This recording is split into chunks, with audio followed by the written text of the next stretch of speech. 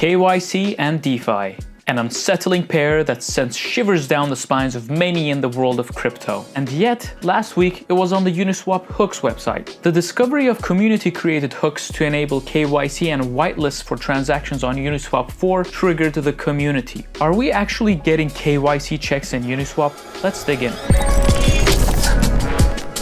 Regulatory pressure has been mounting on DeFi protocols to implement Know Your Customer, known as KYC, and anti-money laundering procedures. Here's the context. DeFi brought us peer-to-peer lending, decentralized exchanges, and more, all without the need of traditional financial intermediaries. Fast forward to today, DeFi has attracted millions of users and billions of dollars in assets. However, this rapid growth didn't go unnoticed by regulators. They began to raise concerns about the potential misuse of DeFi platforms for illicit activities, such as money laundering and fraud. These concerns led to increased scrutiny and calls for KYC and AML procedures. Advocates for compliance argue that these measures can bring legitimacy to DeFi. By verifying user identities and monitoring transactions, DeFi platforms can prevent bad actors from exploiting the system. This, they say, can foster trust and attract institutional investors. However, critics argue that these measures contradict the fundamental principles of DeFi, decentralization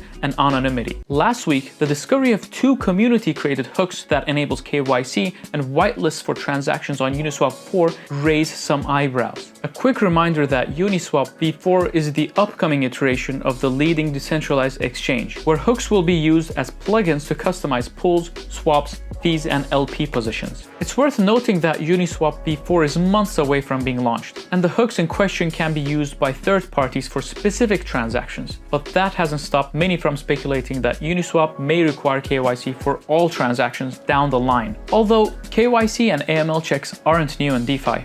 In fact, just last year, Aave released Aave Arc, which is a permission liquidity pool designed to attract institutional participants by ensuring adherence to regulations. Also, the United States, the European Union, and Singapore have started drafting guidelines that could require DeFi platforms to implement KYC and AML procedures. The DeFi community now faces a dilemma. How can we strike a balance between regulatory compliance and the principles of decentralization?